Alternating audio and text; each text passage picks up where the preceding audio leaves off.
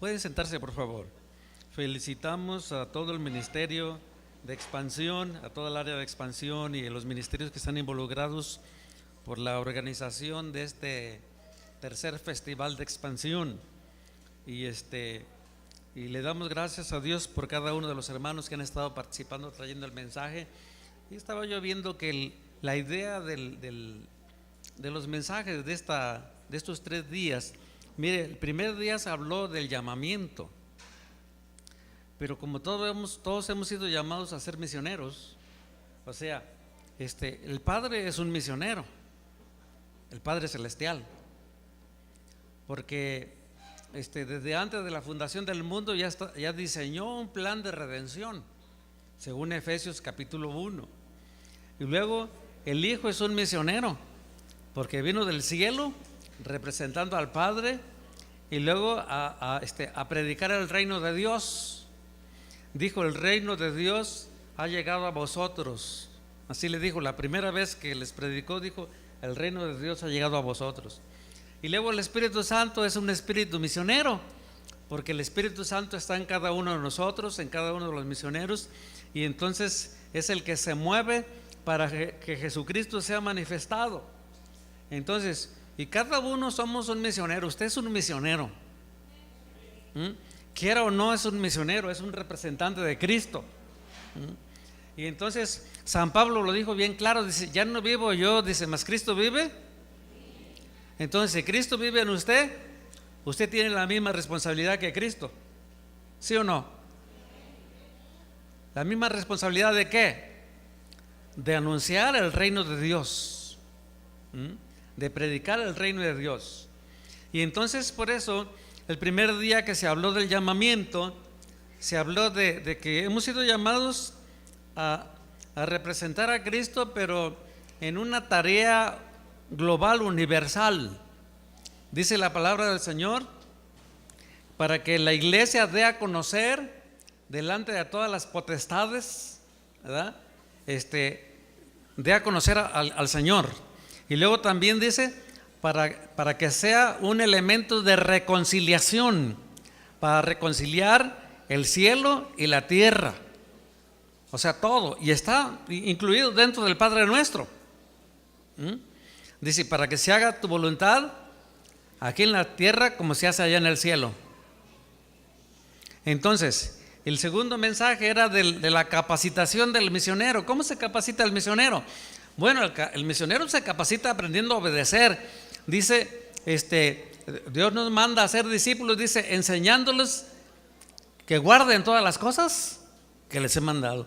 Entonces, si nosotros aprendemos a obedecer la palabra del Señor, todo lo que el Señor ha mandado, todo, desde el Génesis hasta Apocalipsis, entonces eso es ser discipulado. Y cuando discipulamos a otro, tenemos que enseñarle todo el consejo de la palabra de Dios, todo el mensaje completo. Y entonces cualquier misionero tiene que aprender todo el consejo de la palabra del Señor. No estoy hablando ya nada más de nosotros, sino los que se van a otros países tienen la misma responsabilidad que tenemos usted y yo aquí. Y luego, hoy vamos a hablar del desempeño del ministerio, o sea, el ejercicio del trabajo de expansión. O sea, ¿cómo se expande el reino de Dios? Vamos a orar al Señor. Incline su rostro. Señor, estamos delante de tu presencia y te damos la gloria, la honra y la alabanza. Pero te pedimos que tú hables a nuestros corazones, que tú nos des un limpio entendimiento para que podamos entender tu palabra. Danos espíritu de revelación y de conocimiento tuyo, porque entre más te conozcamos a ti y conozcamos tu corazón y conozcamos tu voluntad, más vamos a manifestar la presencia de Cristo en nuestras vidas. Así que háblanos en esta hora, que tu palabra despierte nuestro limpio entendimiento que ha sido lavado con la sangre preciosa de Cristo. La gloria sea para ti, Señor. Amén. Entonces, vamos a leer ahí en Hechos capítulo 28. Hay 2 versículos muy interesantes. Dice que San Pablo, cuando llegó a Roma, mandó a traer a todos los judíos. dice, y luego le dijeron, le dijeron a él, queremos que nos hables de esa secta. Dijo, bueno, ¿por qué no vienen el jueves? Bueno, dice que los llamó otro día, pues.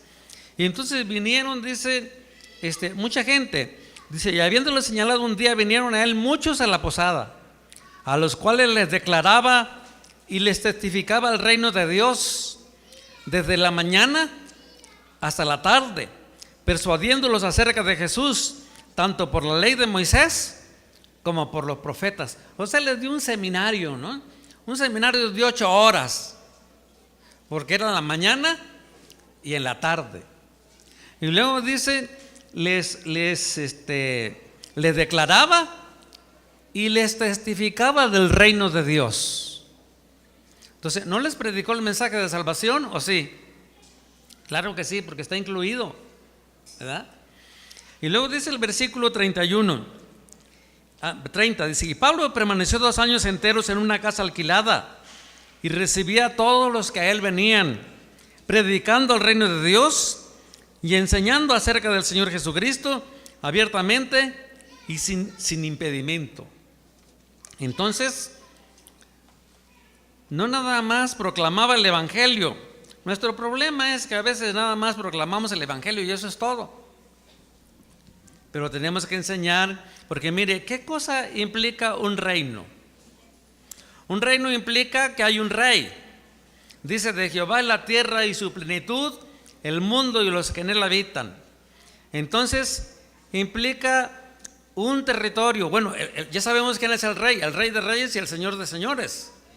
¿Es rey sobre usted? El Señor es mi rey, mi todo. Suena bonito, ¿no? Y hasta nos emocionamos. Hay quienes se emocionan, hasta lo hacen así cuando lo cantan. Pero de veras que sea nuestro rey es otro asunto. Luego, un territorio sobre el cual reina. ¿Cuál es el territorio?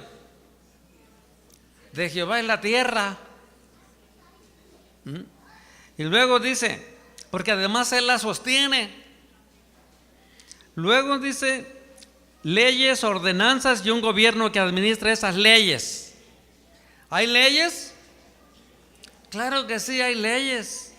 Mire, cuando Moisés sacó a 3,200 habitantes de Egipto que habían estado en la esclavitud, eran esclavos, no sabían nada de leyes, no sabían nada de libertad, todo lo que sabían era de esclavitud, y se los llevó al desierto. Y entonces, ¿qué cosa va a hacer el pobre en el desierto? Lo primero que aquella gente hizo, vamos a hacer un Dios, dice. ¿Por qué no pensaron en otra cosa? ¿Por qué no se organizaron? Y luego había problemas por todas partes, ¿verdad? Y luego era una insalubridad, cada quien hacía sus porquerías donde quiera. Y entonces Dios le dice a Moisés, sube al monte y le da la ley. Y le da leyes morales, ¿verdad? Le da leyes sobre sanidad, ¿verdad? Sobre gobierno, sobre conducta. Entonces, toda una serie de leyes, lo que conforma ahora las mejores leyes de los mejores países, pues están en Éxodo, ¿verdad? Y entonces, las leyes y ordenanzas, y luego un gobierno que administre esas leyes, o sea, los que le ayudan al rey a gobernar. En este caso, ¿quiénes son los que le ayudan al rey a gobernar? ¿Quién? Pues no solamente las autoridades, porque por Dios han sido puestas, aunque no sean cristianos. Eso es lo que dice la palabra del Señor, ¿no es cierto? Que tenemos que obedecer las leyes, porque han sido puestos por Dios, dice. Y también la iglesia, que tiene que aprender a gobernar, porque Dios nos dio la orden de gobierno. Y luego, gobernados o súbditos sobre quienes reina. ¿Quiénes son los súbditos del Rey de Reyes? Nosotros. También la gente, pero no lo sabe. No lo sabe. Y por eso se quejan, por eso hacen maldades, por eso no tienen orden, porque no saben que por sobre todas los demás gobernantes está Dios. Y entonces, pero el Señor tiene que reinar sobre nosotros. Mire, luego de recibir el llamado para entrar al reino de Dios, a cada creyente le toca cumplir una función especial para manifestarlo y extenderlo. Tiene que manifestar que el Rey de Reyes gobierna sobre él, reina sobre su vida. Y luego tiene que manifestarlo. O sea, estamos hablando de personas transformadas, diferentes. No importa que Dios nos dé muchos días o pocos días, ¿verdad? Y luego tenemos que descubrir y cumplir con nuestra asignación particular. O sea, ¿qué nos encomendó Dios a cada quien? ¿Qué es lo que yo tengo que hacer para darle la gloria a Dios? ¿Qué es lo que yo tengo que hacer para que el Rey de Reyes se manifieste a los demás? Entonces, como ciudadanos del reino de Dios y miembros del cuerpo de Cristo, somos llamados a poner pies y manos e imaginación a la oración del Señor, que dijo: venga tu reino, hágase tu voluntad en la tierra como en el cielo. Nuestra vida debe ser una vida apasionada de trabajo delante de la faz de Dios, porque todo lo que hacemos, dice la palabra del Señor, lo tenemos que hacer delante de la presencia del Señor. ¿Por qué? Porque vamos a ser juzgados por todo lo que hayamos hecho, sea bueno o sea malo, pero nosotros tenemos que aprender a hacer bien las cosas y con excelencia. ¿Por qué? Porque la palabra del Señor dice que fuimos rescatados por causa de la iniciativa divina, somos hechura de Dios. Eso dice Efesios. Dice: mientras estábamos muertos, fuimos salvos por gracia, por medio de la fe. Y nos ha rescatado de la muerte, nos ha restaurado y nos ha renovado. O sea, nos salvó para devolvernos el propósito principal de Él para nuestra vida y para que se desarrolle su potencial en cada uno de nosotros, porque Dios le dio al hombre, lo creó a su imagen y semejanza. Entonces sigue diciendo la cita: porque somos hechura de Dios, creados en Cristo Jesús para buenas obras, las cuales Dios preparó de antemano a fin de que andemos en ellas. O sea, en otras palabras, a fin de que las pongamos en práctica, dice otra versión. Entonces, el trabajo es esencial para conocer la identidad y el propósito de Cristo en cada uno de nosotros. Así que tenemos que trabajar a la luz del propósito para el cual fuimos creados y para el cual fuimos redimidos. Usted fue redimido, pero usted es profesor de una escuela primaria. Bueno, ahí tiene que hacer buenas obras y tiene que hacer bien su trabajo. Miren, fuimos hechos, cuando Dios hizo al hombre, Dios estaba declamando un poema, porque así dice cuando Dios vio lo que había hecho. Y sabe, ahí la palabra hecho se traduce como poema, que quiere decir poema. Entonces, y esa palabra aparece en Efesios y en Romanos 1:20. Poema hace referencia a toda la creación por las cosas hechas, dice la cita. Entonces Dios es el primer poeta, y en Génesis 1:1 dice: en el principio creó Dios el cielo y la tierra. O sea, que estaba haciendo un poema, dice. Y luego dice, y el versículo 27 dice: hagamos al hombre a nuestra imagen y semejanza. O sea, vamos a hacer un poema a la hora que hacemos al hombre. Y después que Dios hizo al hombre, ya de que había hecho todas las cosas, dice: y vio Dios que todo lo que había hecho era excelentemente bueno. O sea, por eso al hombre se le llama la corona de la creación. Pero no pierdan de vista lo que dice uno de los profetas. Dice, hablando el Señor, dice: para gloria mía los he creado. O sea, no solamente a Adán y a Eva, también a nosotros Dios nos ha creado. ¿Para la gloria de quién? Para la gloria de Dios, para hacer un poema para Dios, para servirle a Dios, para hacer las cosas de Dios. Entonces, dice: su creación y mi vida son actos de un poema.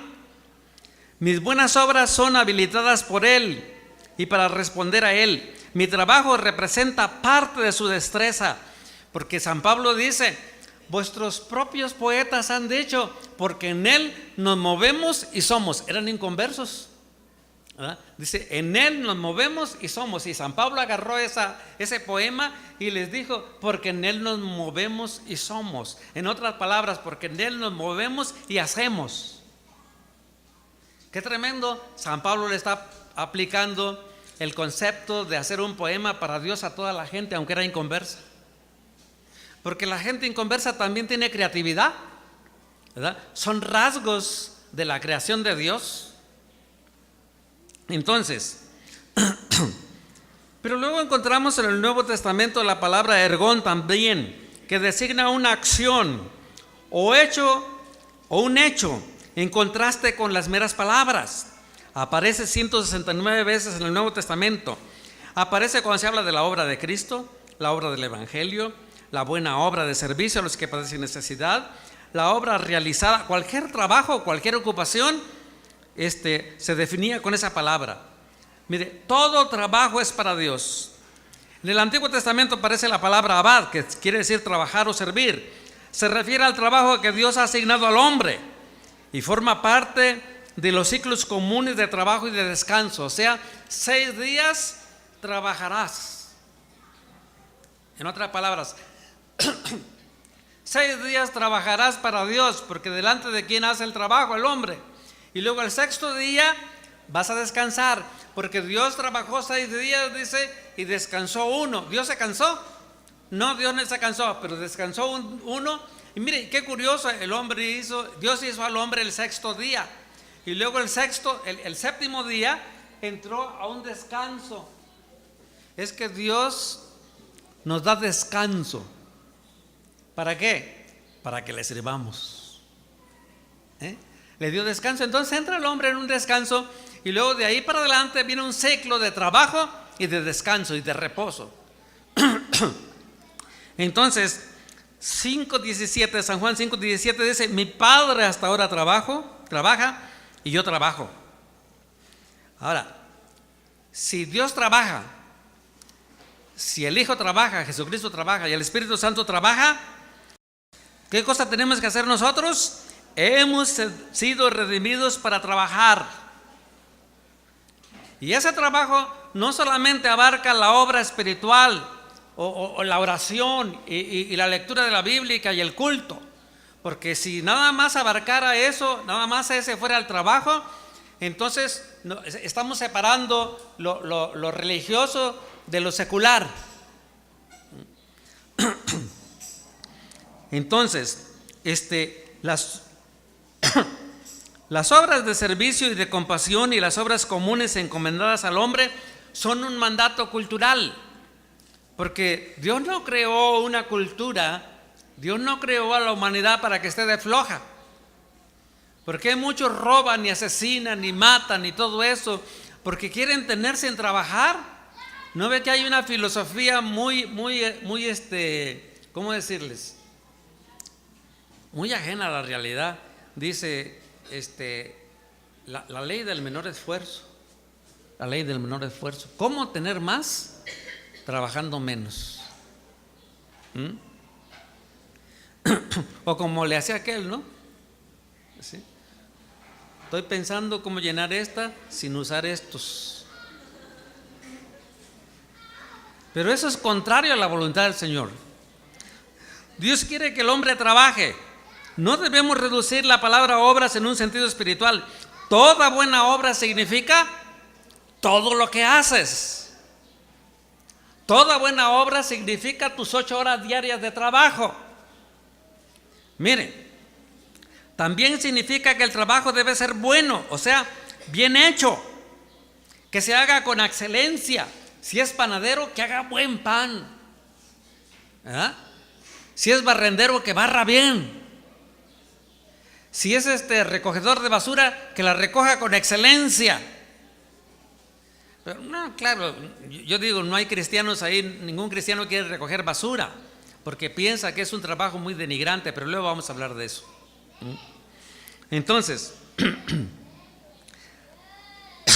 Colosenses 3, 22 y 24 dice, y todo lo que hagáis, hacedlo de corazón como para el Señor y no para los hombres.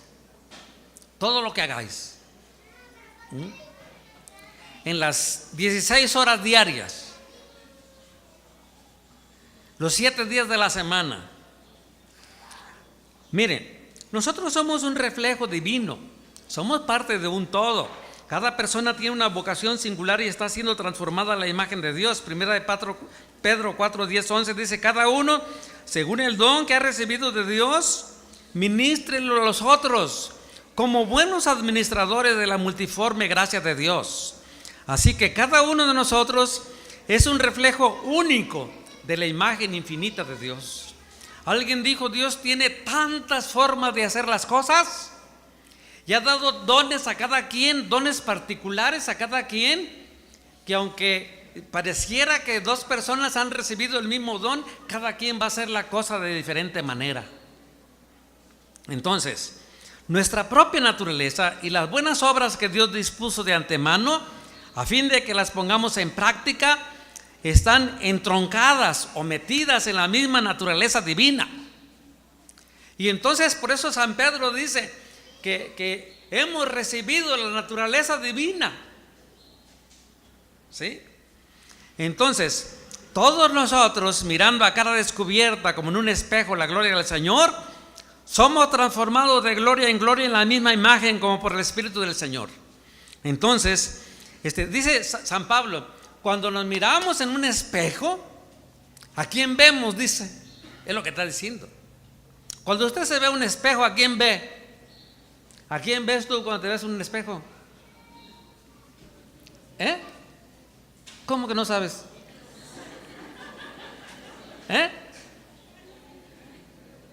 ¿Te ves a ti? Ves su reflejo, dice. Pero San Pablo dice que cuando nos vemos en un espejo, deberíamos de ver a Cristo, el reflejo de Cristo.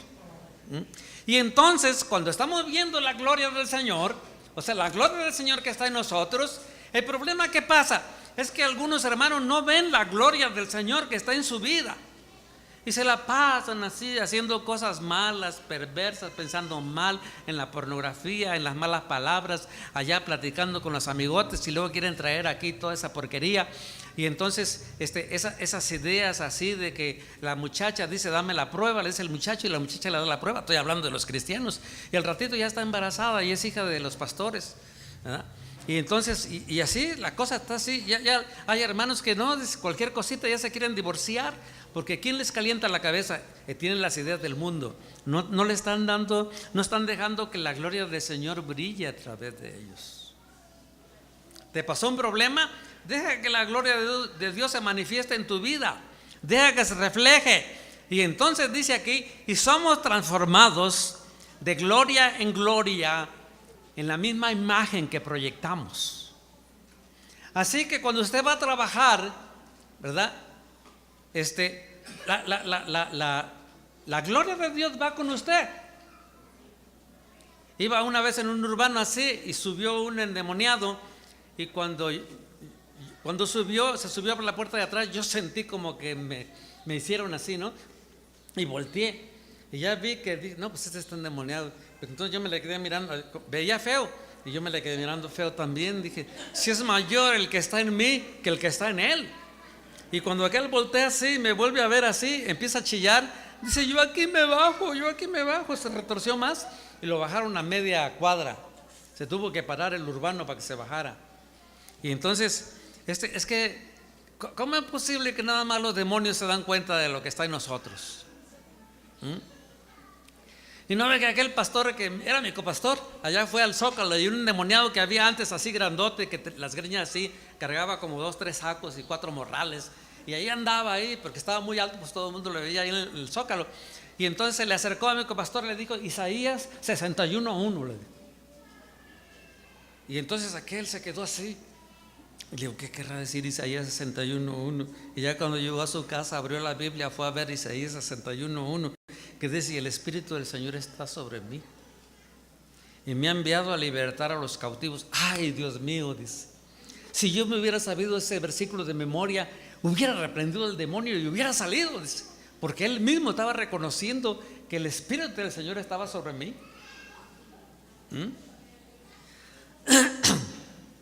Entonces Dios nos da, la idea de Dios con eso es darnos dignidad y valor, así como Dios tiene dignidad y valor. Dios es una Trinidad del Padre, el Hijo y el Espíritu Santo, son personas únicas que ejercen funciones y trabajos especiales y que existen como tres personas distintas pero son uno. Así también en la familia y en la sociedad más extensa hay diversidad de dones, talentos, personalidades, funciones y responsabilidades. Al mismo tiempo, todos los miembros de la familia humana son iguales en dignidad y valor porque son imagen de Dios. Dice, a imagen y semejanza. Entonces, nosotros somos el cuerpo de Cristo. Cuando Dios llamó a la iglesia, entonces estableció una comunidad. Y entonces San Pablo utiliza la figura del cuerpo para referirse a esa diversidad unida, ¿verdad? Donde cada quien es cada quien, no deja de ser sí mismo. Y entonces dice en 1 Corintios 12 al 27, de hecho, aunque el cuerpo es uno solo, tiene muchos miembros, y todos los miembros, pese a ser muchos, forman un solo cuerpo. Y así sucede con Cristo. Todos fuimos bautizados por un solo espíritu para constituir un solo cuerpo, ya seamos judíos o gentiles, esclavos o libres, y a todos se nos dio a beber de un mismo espíritu. Ahora bien, el cuerpo no consta de un solo miembro, sino de muchos. Si el pie dijera, como no soy mano, no soy del cuerpo, no por eso dejaría de ser parte del cuerpo. O sea, si alguien siente que no es parte de la iglesia, pero ya se entregó a Cristo, no por eso deja de ser parte de la iglesia. Eso es lo que está diciendo aquí.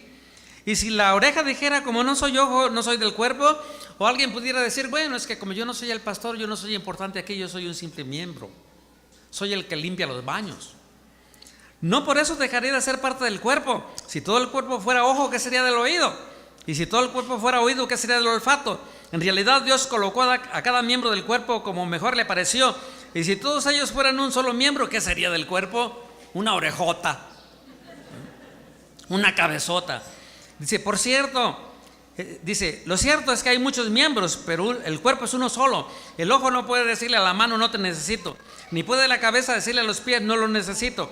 Al contrario, los miembros del cuerpo que parecen más débiles son indispensables, y a los que nos parecen menos honrosos los tratamos con honra especial y se les trata con especial modestia. A los miembros que no parecen menos presentables, mientras que los más presentables no requieren un trato especial. Dice que en la otra versión dice que los miembros de nuestro cuerpo que son menos dignos, los vestimos con más dignidad, dice. Así Dios ha dispuesto los miembros de nuestro cuerpo, dando mayor honra a los que menos tenían, a fin de que no haya división en el cuerpo, sino que sus miembros se preocupen igual unos por otros. Si uno de los miembros sufre, los demás comparten su sufrimiento.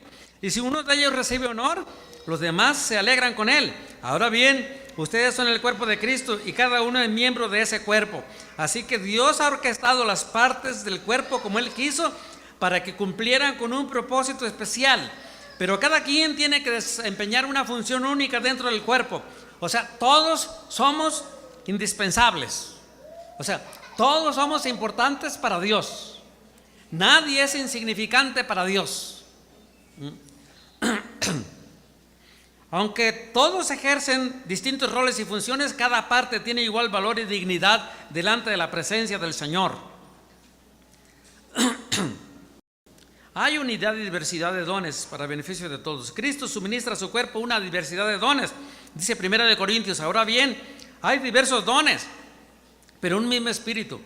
Hay diversas maneras de servir, pero un mismo Señor. Hay diversas funciones, pero un mismo Dios. Es que el que hace todas las cosas en todos. A cada uno le ha sido dada una manifestación especial por el Espíritu para el bien de los demás. Todo esto lo hace un mismo y único Espíritu, quien reparte a cada uno según Él lo determina. Así que Dios le da a cada quien lo que necesita. ¿Con qué propósito? Con el propósito de la multiplicación. Pero todos hemos sido llamados a ser misioneros. Todos hemos sido llamados. Lo que pasa es que a veces mandamos a Leida sola allá a España, y Aleida sola ya está brillando en medio de un montón de pueblos de inconversos y en medio de una sociedad secularista que no quiere pensar en Dios, decepcionada del catolicismo y que han abandonado el catolicismo y no quieren nada de Dios. Y allá la mandamos sola para que brille. Y hay que estar orando Qué bueno que esos que traen camiseta roja ya se comprometieron a orar por Aleida. Y luego, otro trabajo que tiene que hacer Aleida. Cuando todos somos misioneros, la única que va a juntar ofrendas al país es Aleida, ¿verdad? Y ahí anda Aleida de iglesia en iglesia queriendo animar a los hermanos, porque hay hermanos que no dan si no los animan, si no les dan cuerda, pues, para que den para la obra misionera. Hay que estarle rogando cuando tiene que brillar. ¿Quieres que Aleida brille más? Pues hay que sostenerla bien. Y que no ande para allá y para acá cada rato. Que le aguante la ofrenda para 4 años, porque cada 4 años tiene que regresar. Entonces, mire, es como una semilla, ¿verdad? Es más, una mazorca de maíz tiene un montón de semillas. Y luego la siembra, todas esas semillas la siembra y va a ser una enormidad. Al rato son millones y millones de semillas de maíz. O sea, una sola semilla produce muchísimas semillas. Pero todos los dones concedidos, ¿verdad?, que producen diferentes clases de servicio y distintas clases de operaciones, tienen que aplicarse en el ministerio para producir diferentes impactos en ambientes diferentes. En otras palabras, si Cristo brilla en usted, donde usted esté, en el medio ambiente donde esté, ahí tiene que producir un impacto. ¿Por qué? Porque usted representa no nada más al Rey de Reyes y Señor de Señores, representa al reino. Por eso Dios lo ha hecho especial. Por eso alguien dijo, somos ordinarios, pero Dios ha puesto dentro de nosotros lo extraordinario. Dice Efesios 4, 11 al 13: Él mismo constituyó a unos apóstoles, a otros profetas, a otros evangelistas, a otros pastores y maestros, a fin de capacitar al pueblo de Dios para la obra del servicio, para edificar el cuerpo de Cristo, o sea, para trabajar. Dice, de este modo todos llegaremos a la unidad de la fe y del conocimiento del Hijo de Dios, a una humanidad perfecta, que se conforme a la plenitud de la estatura de Cristo. O sea, todo esto ha sido concedido a la iglesia. Bueno, estos ministerios que están aquí han sido concedidos a la iglesia para que la iglesia funcione como servicio, como servidora, para que la iglesia sirva. O sea, en la iglesia no deberían estar nadie inútil, ninguno que no tenga trabajo. ¿Sí me entiende? Si no tiene trabajo, pues aunque sea salga a vender tacos, tortas, tamales, tlayuda, la vitamina T, pues. Y entonces, así que son funciones de liderazgo únicas, pero no son superiores, son superiores a los otros dones dados al cuerpo. El pastor no es superior. Es que el pastor es la cabeza de la iglesia. No es cierto. ¿Quién sabe si llegamos a pescuezo? Yo creo que ni eso, porque la cabeza es Cristo. La cabeza es Cristo. A lo mejor a veces somos el dedo índice porque luego estamos señalando el pecado, ¿no? Dijo una vez un hermanito, dijo, estoy muy molesto con usted, me dijo. ¿Por qué? Es que usted me estuvo acusando desde el púlpito. ¿De qué lo estuve acusando? Estuvo usted diciendo que los adúlteros. Usted es adúltero, ¿verdad? A ver, siéntese aquí. Y me lo senté y lo hice que me confesara su pecado, porque solito cayó, pues. Yo ni le estaba diciendo a él, pero como Dios sabe, el Espíritu Santo finalmente es el que hace que el dedo vaya para allá, y a veces lo manda para acá. Algunos dicen que 3 vienen para acá. Entonces, una iglesia sana no existe para sí misma, existe para ser instrumento de sanidad en el mundo quebrantado o quebrado. Y por eso todos somos misioneros, porque estamos rodeados de gente quebrantada. Así que decía yo que somos ordinarios. Somos ordinarios, pero Dios actúa a través de nosotros. Alguien dijo, cada uno de nosotros tenemos un hueco en el corazón de Dios y en la historia de la humanidad. Y apoyados en este hecho, cada uno es capaz de prestar una contribución personal e irreemplazable al progreso de la humanidad por la senda de la justicia y de la verdad. O sea, ¿cree usted que tiene su propio hueco reservado en el corazón de Dios y en la historia? ¿Usted cree que tiene participación en la historia? ¿En el progreso, en el desarrollo de la sociedad? Yo creo que sí, porque Dios nos llamó para eso. ¿Cree usted que Dios le ha capacitado y llamado a hacer una contribución irreemplazable? O sea, usted tiene que estar completamente seguro que lo que usted puede hacer por los demás, nadie lo va a hacer. No esté esperando que otro va a venir y lo va a hacer. Lo que usted tiene que hacer, lo que Dios la ha llamado a hacer, hágalo.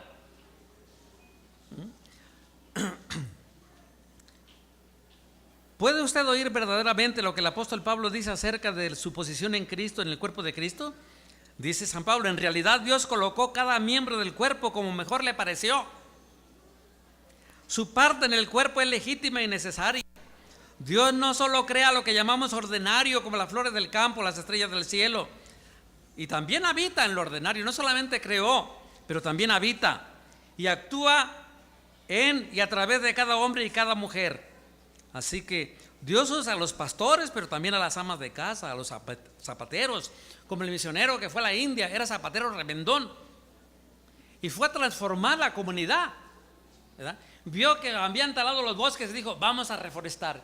Y vio que a las mujeres, cuando el marido moría, también la ponían en la pira donde los quemaban en el río, y quemaban la mujer junto con ellos. Dijo: no, ¿por qué? Dijo.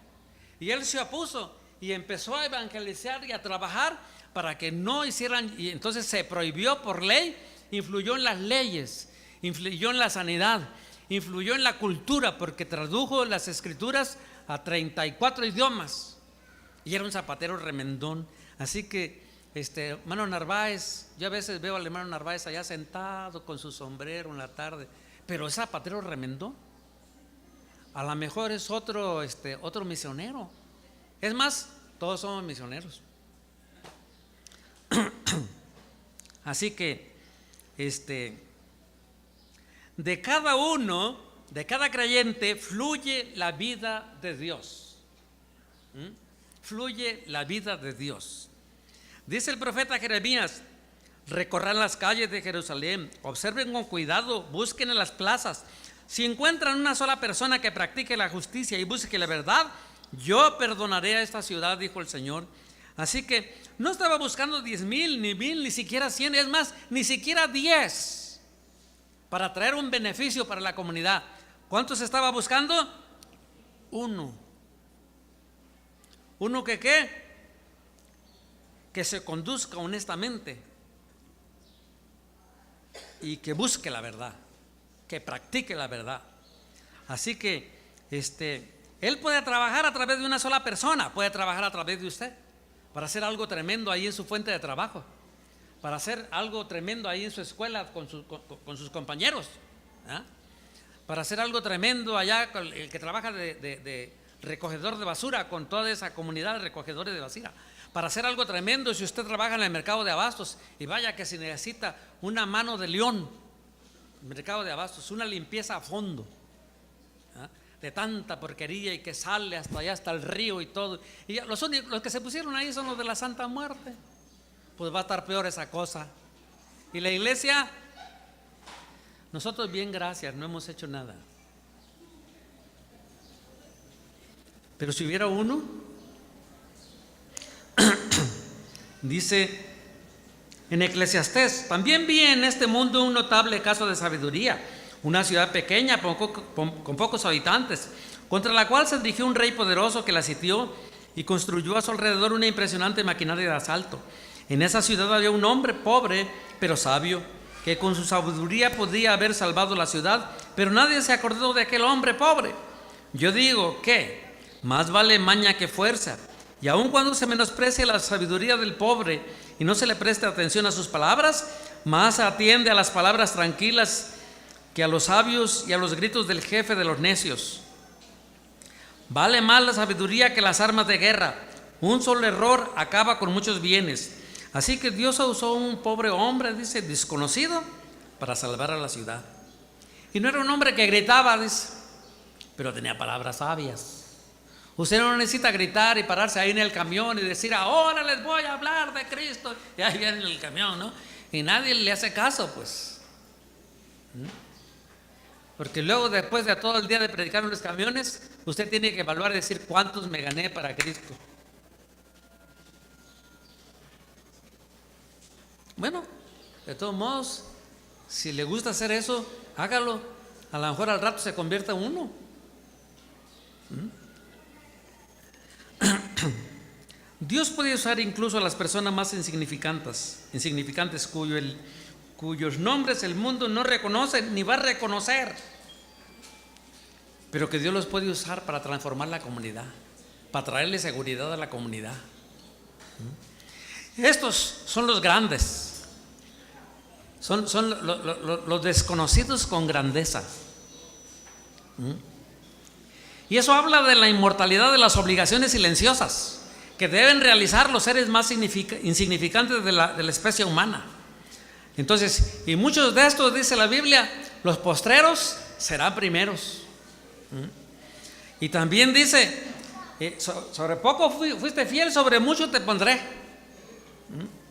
Así que hay que aceptar la posición humilde sin murmurar. El Señor Jesucristo dijo: y sabiendo quién Él era y de dónde venía, se ciñó la toalla y fue a lavarle los pies a los discípulos. Y aquellos se avergonzaron, dijeron: no puede ser, el Señor está haciendo el trabajo de un esclavo, del más humilde, nos va a lavar los pies. No, dijo Pedro: tú no me lavas los pies, Señor. Dijo: pues si no te los lavo, no tendrás parte conmigo. Dijo: entonces báñame, dijo. Entonces, pero ahí está la humildad. Y el Señor dijo: yo no vine para ser servido, sino para servir. Así que dice, hay que aceptar sin murmurar una posición humilde, o incluso hay que aceptar el ser incomprendido o difamado, sin emitir queja, y celebrar las alegrías de los otros o las tristezas de los que tienen un corazón doliente. Desterrar toda ambición y todo orgullo y toda inequidad, por el mero respeto a la obra del Señor. Porque como usted respeta la obra del Señor, y como usted sabe que la presencia del Señor está en su vida, y de que está usted viviendo delante de la presencia del Señor, delante de la faz de Dios, como decía el mensaje de la semana pasada, entonces usted no va a mentir porque está delante de la presencia del Señor. Usted no va a ser deshonesto porque está delante de la presencia del Señor. Usted no va a hacer cochinadas porque está delante de la presencia del Señor. Usted va a buscar que haya belleza, ¿verdad? Y que haya verdad y que haya justicia. Entonces, dice: hacer esto durante toda una vida es un gran esfuerzo. El que lo consigue es mayor héroe que cualquier otro que durante una hora defendió con valor a su país y cayó de un balazo. Entonces, pero estos, dice, sus obras le siguen. Y podrá ser que no los cataloguen como héroes, incluso los que hicieron poco, que defendieron a su país y a la media hora murieron de un balazo. De todas maneras, héroes para Dios.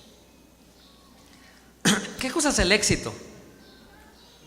La gente busca signos de grandeza y de éxito. El éxito se relaciona con la posición económica, va subiendo económicamente, y muchos van a estudiar a la universidad porque están pensando en que quieren tener una casa, quieren tener coche, quieren tener lo que no quisieron. Están yendo a la universidad no por servir, no porque quieren ser el médico más excelente para ayudar de una manera más precisa a los enfermos, no el mejor licenciado para defender las causas justas, porque desgraciadamente sus prácticas las hacen donde hay mucha injusticia. Si no hay dinero, no hay justicia, ¿verdad? Pero hay que leer Habacuc, ¿verdad? Cómo estaba el pueblo y por qué iba a venir el juicio. Entonces, dice la palabra del Señor: hermanos, consideren su propio llamamiento. No muchos de ustedes son sabios según criterios meramente humanos, ni son muchos los poderosos, ni muchos los de noble cuna. Pero Dios escogió lo insensato del mundo para avergonzar a los sabios, y escogió lo débil del mundo para avergonzar a los poderosos. Mire qué tremendo. Nick, ¿cómo es su apellido? ¿Nick qué? nació sin piernas y sin brazos.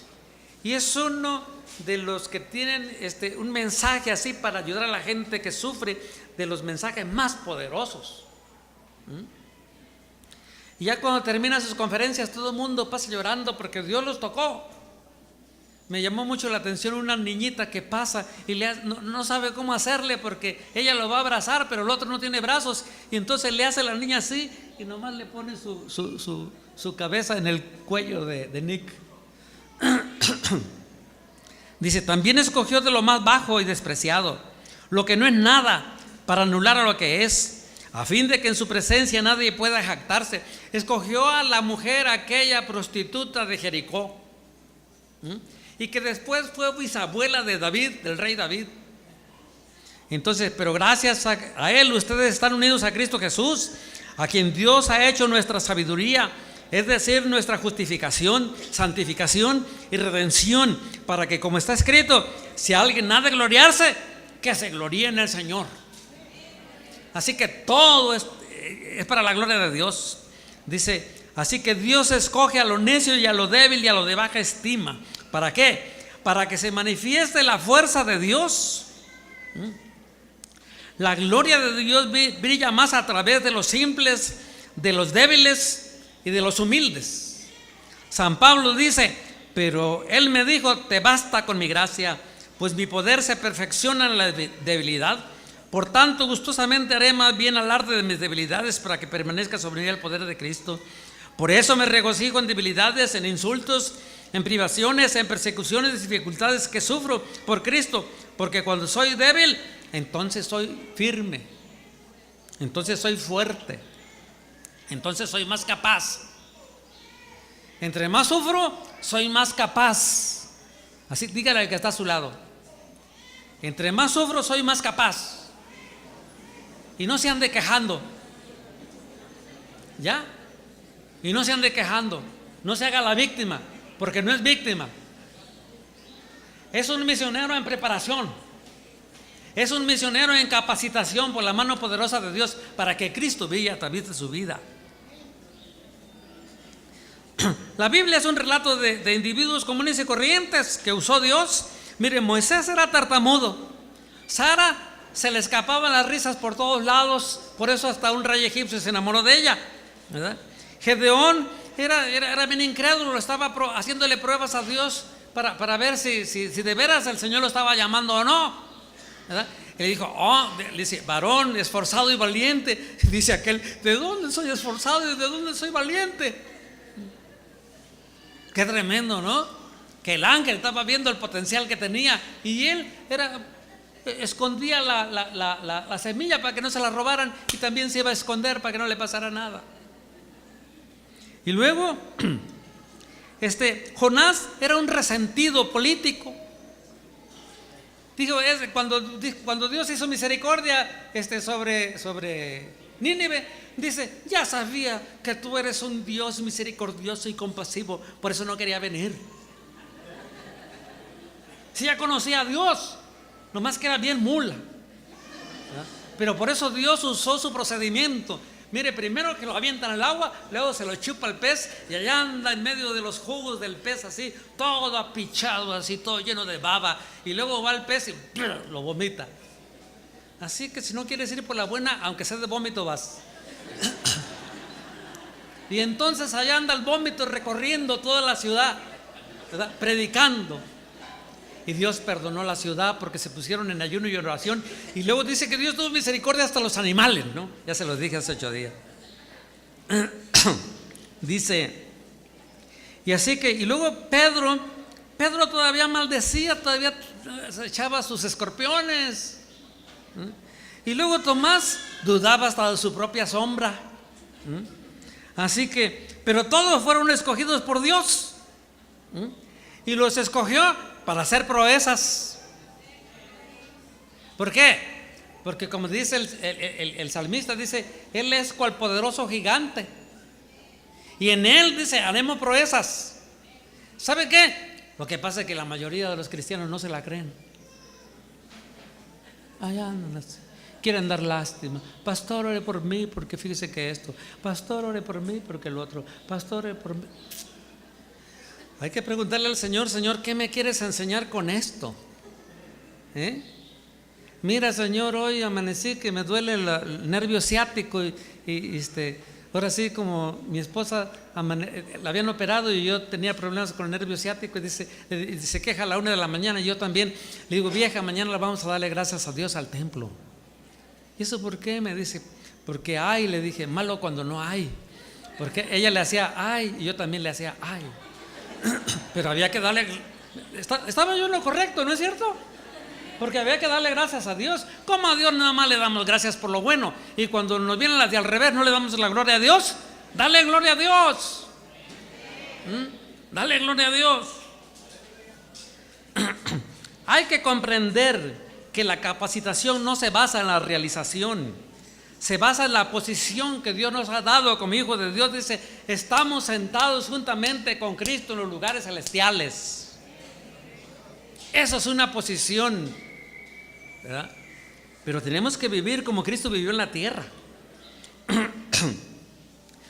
Dice: Dios no basa su uso en hombres apoyados en sus propios logros. Siempre usa al hombre que está más cerca de Él. Tenga muchos logros o pocos, pero si está cerca de Él, va a ser usado por Él. Dios usa a personas comunes de maneras extraordinarias. Más bien, en todo y con mucha paciencia nos acreditamos como servidores de Dios en sufrimientos, privaciones y angustias, azotes, cárceles, tumultos, en trabajos pesados, en desvelos, en hambre. Servimos con pureza, conocimiento, constancia y bondad, en el Espíritu Santo y en amor sincero, con palabras de verdad y con poder de Dios, con armas de justicia, tanto ofensivas como defensivas, por honrar y por deshonra, por mala o por buena fama, veraces pero tenidos por engañadores, conocidos pero tenidos por desconocidos, como moribundos pero aún con vida, golpeados pero no muertos, aparentemente tristes pero siempre alegres, pobres en apariencia pero enriqueciendo a muchos, como si no tuviéramos nada pero poseyéndolo todo. ¿Le hace falta para comer mañana? Dice: lo poseemos todo. O sea que nuestras vidas ordinarias tenemos que estar dispuestas a que estén llenas de lo extraordinario de Dios, para que entonces lo extraordinario de Dios se manifieste y hagamos manifestación del reino de Dios donde quiera. Todo lo que hacéis, todo el trabajo que hagas, hazlo como para Dios y no para los hombres. Tenemos que pensar qué espera el Señor de mí. Bueno, dice la palabra del Señor en Miqueas 6:8: practicar la justicia, amar la misericordia y humillarte ante tu Dios. El futuro de nuestra cultura depende bien de creyentes comunes que estén dispuestos a exhibir vidas de justicia, de misericordia y de humildad delante de la presencia de Dios, trabajando las 24 horas del día de los 7 días de la semana. ¿Por qué? Bueno, porque el día del Señor hay que venir a ofrecerle al Señor el trabajo de adoración. Dice: deja que que salga mi pueblo a Egipto para que me sirva. ¿En qué le iban a servir? Pues primero en adorarlo. Vamos a ver al Rey y su obra. Cristo, un trabajador común y corriente, lleno de lo extraordinario del Padre. Cuando el Dios del universo vino a la tierra, se hizo humano. Mire, podría haber venido como un gran político, un rey o un faraón o un emperador. Podría haber venido como un sacerdote, cuando menos, para afirmar su superioridad del trabajo espiritual, ¿verdad? Podría haber nacido en un palacio, en una ciudad internacional, como Roma o Atenas, pero nació en un país donde que apenas que hoy apenas está en vías de desarrollo, dicen, ocupado por un ejército extranjero. Nació en el seno de una familia ordinaria, de una mujer pobre, del oprimido pueblo judío. Su primera cama fue un pesebre, su primer hogar fue un establo. El Dios del universo escogió nacer en una familia común de clase trabajadora, y luego fue un obrero manual, un carpintero.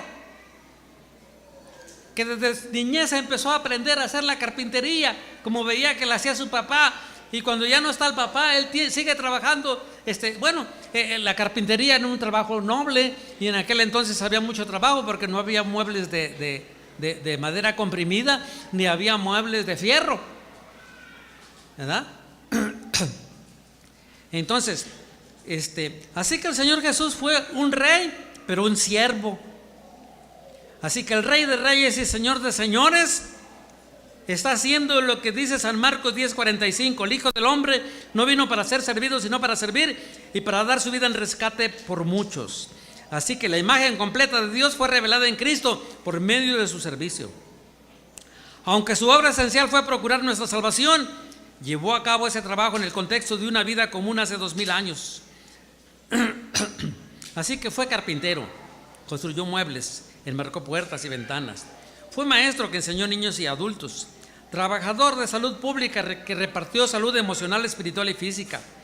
O sea, Dios es un Dios que trabaja, sigue trabajando actualmente y directamente en la historia, y actuó claramente en Cristo durante sus 33 años en la tierra. Sigue trabajando también en las vidas de los creyentes que trabajan. O sea, está ampliando su trabajo a través de los creyentes. Ahí es donde trabaja el carpintero, ahí está Cristo trabajando a través de él. Dijo una misionera a China, dice que hay relación entre el trabajo de Dios y el nuestro. Dice: ¿qué trabajo hace usted? Cualquier trabajo que usted haga, cualquiera que sea, ya el Rey de Reyes y Señor de Señores ya lo hizo antes. Dice: y ahora usted habita en él y él habita en usted para seguir haciendo su trabajo. Dice: si su trabajo es proteger, consolar y fortalecer, bueno, dice, antes fuimos tiernos entre vosotros como la nodriza que cuida con ternura a sus propios hijos. Como madre que consuela a su hijo, así os consolaré yo a vosotros, dice el Señor. ¿Trabaja usted de diseñador, de sastre o de costurero o costurera? Bueno, el Señor diseñó el vestido de los ángeles y luego diseñó el vestido de Adán y Eva, porque Adán y Eva se quisieron hacer uno, pero era perecedero, ya antes de las 24 horas ya no le iba a servir, ¿verdad? Porque cosieron hojas de higuera, ya para mañana ya no le iba a servir, ya iba a estar todo seco, todo chamuscado. Y entonces Dios les diseñó, los vistió, los cubrió. ¿Trabaja usted en la cocina encendiendo fuego por la mañana muy temprano, aunque sea con leña, para preparar la comida para la familia o para otros? Al despuntar el alba, Jesús se hizo presente en la orilla, pero los discípulos no se dieron cuenta que era Él. Al desembargar, vieron unas brasas con un pescado encima y un pan, y les dijo el Señor: vengan a desayunar. El Señor había preparado el desayuno. Así que, hermanas de la cocina, no se quejen cuando les toca la cocina. Están haciendo lo que el Señor Jesús hizo. Y luego dice: ¿usted trabaja en la enfermería o es médico? Dice: Él sanó a los quebrantados de corazón y vendó sus heridas. ¿Trabaja usted de contador o enseñando, aprendiendo aritmética, matemáticas, cosas difíciles de recordar? Dice: Él cuenta el número de las estrellas, las llama por su nombre, Él tiene contados aún los cabellos de vuestra cabeza. ¿Trabaja usted criando ganado? Él apacienta su rebaño como un pastor, tomará los corderos en brazos y los llevará en su regazo. Y así, sígale buscando. Entonces, Él ha hecho el trabajo que usted está haciendo. Usted habita hoy aquí en la tierra con el Rey de Reyes para hacer el trabajo de Él. O sea, donde quiera que haga su trabajo, está haciendo el trabajo como si Él lo hiciera. Por eso dice: hacedlo como para Dios y no para los hombres. Pero ¿cómo lo vas a hacer? Pues así como lo hizo Cristo, con dignidad, con sobriedad, con inteligencia, con premura, con dedicación. Mire, caminaba 6 kilómetros diarios, 6 u 8 kilómetros diarios, el Señor Jesucristo. ¿Verdad? No, pues yo ya no camino tanto, porque ya si camino ya me duele las rodillas, ya me duele todo. Ojalá tuviera 33 como el Señor, ¿no? para seguir subiendo los cerros allá caminando y seguir predicando y seguir visitando y seguir enseñando. Pero ya no. Pero algunos de ustedes están jovencitos, sí pueden, pero se hacen guajes de que el Señor nos ha llamado a eso, dice. Dice, no, el Señor no me ha llamado a ser misionero, ni a ser predicador, ni a ser pastor, ni a ser... Pues entonces, ¿a qué te llamó? No te llamó nada. Te llamó para que brilles. Así que no importa qué quiera usted hacer, ya el Señor ya lo hizo antes. Mire, el Señor es comunicador, perito agrícola, ingeniero constructor, sanador, empresario, inversor, porque sabía cómo invertir, contador, ingeniero hidráulico, porque sabía lo que se tenía que hacer con el agua y conocía bien los ríos, perito agrícola, ya dije, ¿verdad? Sanador divino. Al encarnarse Dios en un humilde carpintero y conceder a los trabajadores de todos los ramos una genuina igualdad delante de Dios y una genuina importancia en la vida de la comunidad, ningún trabajo manual estaba por debajo de la dignidad del profeta, sacerdote o rey, porque Dios escogió a un humilde pastor como rey y a un carpintero desconocido como Mesías. Si Él viniera hoy como lo hizo ayer, llevaría a cabo su misión ocupándose de cualquier oficio decente y útil. Si Él volviera hoy, podría hacer el trabajo que usted hace y estar las 8 horas diarias donde usted está. Y no solamente eso, podría vivir en la casa que usted vive. Y luego, y tendría la vocación que Dios le ha dado a usted. ¿Sí me entiende lo que quiero decirle? Que todo lo que usted haga, hágalo para la gloria de Dios. No es insignificante, es la presencia de Dios en su vida. Ya no existe trabajo secular y trabajo divino. O el trabajo religioso es divino y el otro trabajo ya es secular. No existe. Para Dios no existe eso. Eso lo inventaron los que dividieron su mente, porque se creían muy santos y le decían a los hermanos, vamos a orar, no se revuelvan con el mundo, ¿no? Y entonces hicieron que la iglesia se meta en 4 paredes y que la iglesia crezca. Y yo le dije una vez a una iglesia y todos me miraron con ojotes así, más el pastor, y yo le dije, hermanos, ya me pasé yo la mitad de mi vida tratando de llenar el templo y ahora quiero que salgan. Ahora la otra mitad de mi vida voy a seguir predicando para que vayan y manifiesten a Cristo.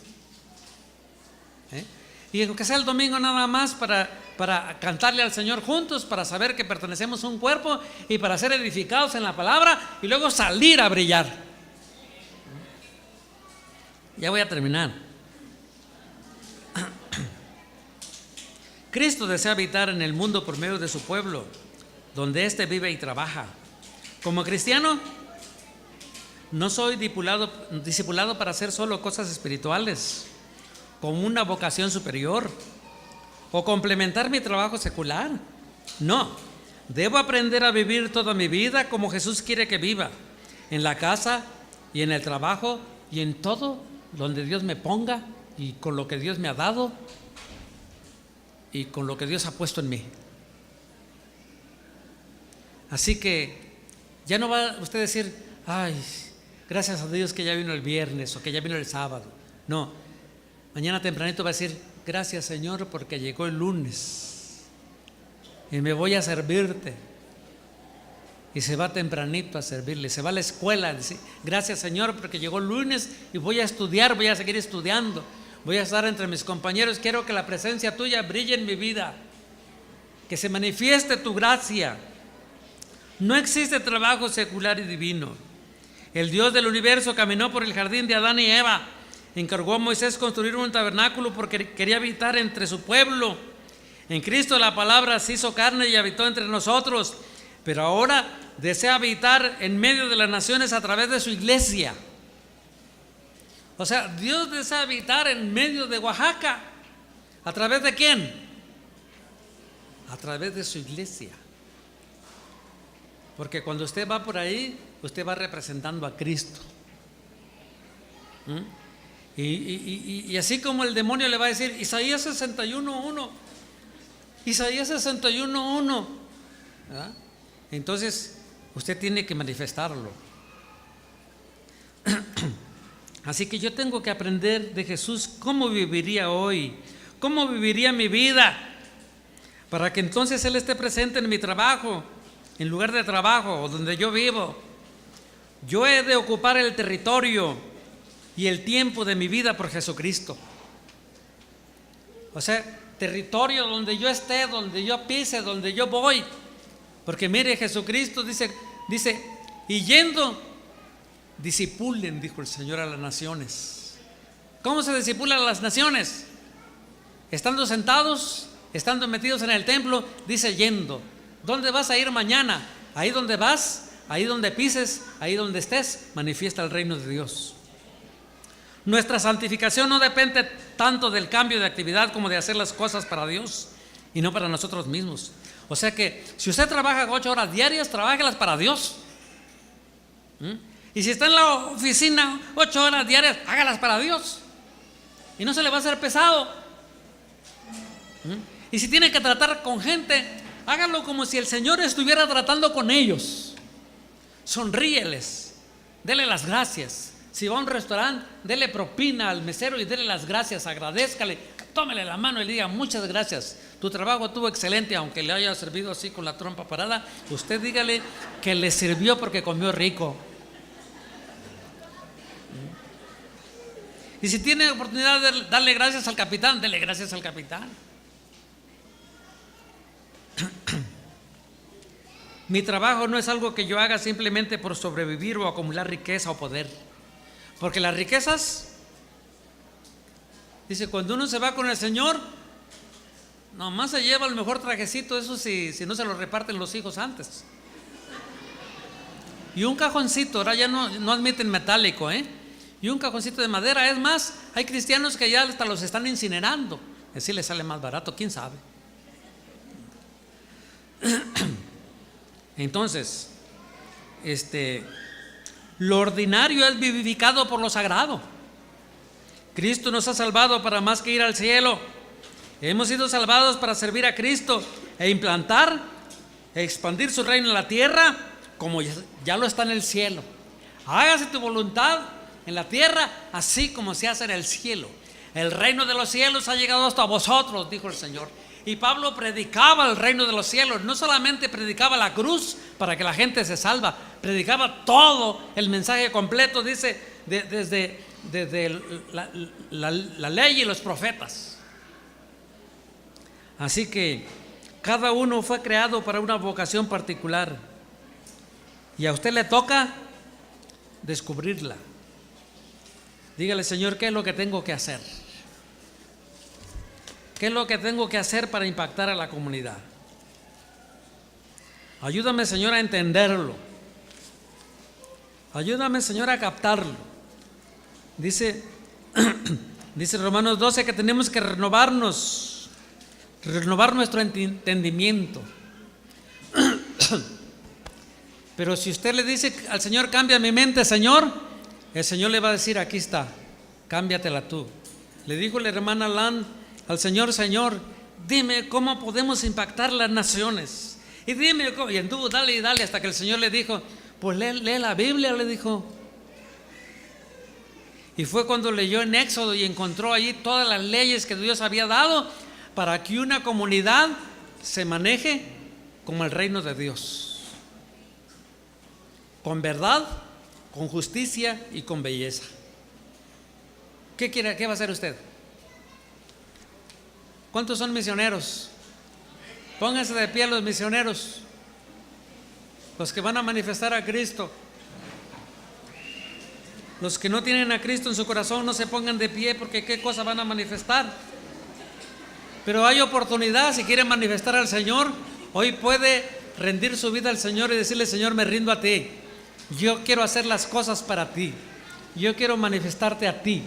Ahí tiene su familia cerca. Ábrase a sus hijos. Y hay que enseñarles a trabajar para el Señor. Desde que están chiquitos, enséñale a trabajar para el Señor. Enséñale que al Señor no le gusta el desorden y que tiene que recoger sus juguetes. Enséñale que a Dios le gusta la obediencia. Póngalo delante de la presencia del Señor desde pequeño. No le deje que le haga berrinches y que patalee y que se tira y que le da el...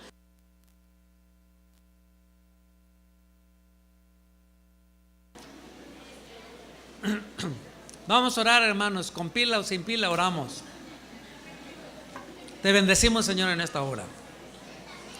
Estamos delante de la faz tuya, delante de tu presencia, delante de la gloria tuya. Deja, Señor, que nuestras vidas manifiesten tu gloria. Deja, Señor, que nuestras vidas manifiesten los dones poderosos de Dios, las capacidades y habilidades que tú nos has dado. No solamente en la iglesia, también donde nos desempeñamos en la vida diaria, también ahí en la casa con la familia, también ahí en la calle con los vecinos. Que la gloria tuya alcance a los demás. Que trabajemos para ti, Señor. Que te demos gloria, honra y alabanza a ti. Porque hemos sido salvados para la gloria tuya. Hemos sido creados para la gloria tuya.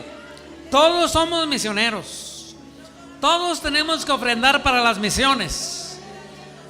Todos tenemos que orar por la salvación de los perdidos en las demás naciones. Todos tenemos que trabajar en el discipulado. Y entonces vamos a ser solidarios con los hermanos que van a otras naciones a hacerlo. Los vamos a entender mejor, los vamos a apoyar mejor, porque todos somos misioneros. Yo quiero ser un misionero tuyo, así como Jesucristo te manifestó a ti, oh Padre. Yo sé que hoy tengo la responsabilidad de manifestarte a ti, Señor, en esta sociedad, en medio de la gente en la que vivo, en la que trabajo, en la que me desenvuelvo, porque vivo y trabajo para ti, para la gloria de tu nombre, Señor. Yo te doy gracias por el llamamiento glorioso a través del Espíritu Santo para vivir entregados a ti y para tener tu palabra, para poner la palabra tuya en nuestro entendimiento, para ser cambiado y transformado para la gloria de tu nombre. Gracias, Padre, en el nombre de Jesús. Gracias por la grandeza tuya en nuestra vida. Gracias porque eres el Todopoderoso, Creador del cielo y de la tierra, y sigues trabajando a través de nosotros. Gracias porque las obras tuyas ya fueron hechas desde antes y solamente hemos entrado a tus obras para darte la gloria, la honra y la alabanza. Cuando oramos por un enfermo y sana, tú lo has hecho. Tú lo hiciste ya en la cruz del Calvario. Cuando tocas las vidas de otros, tú ya lo hiciste en la cruz del Calvario. Solamente entramos en tu obra para hacer tu obra.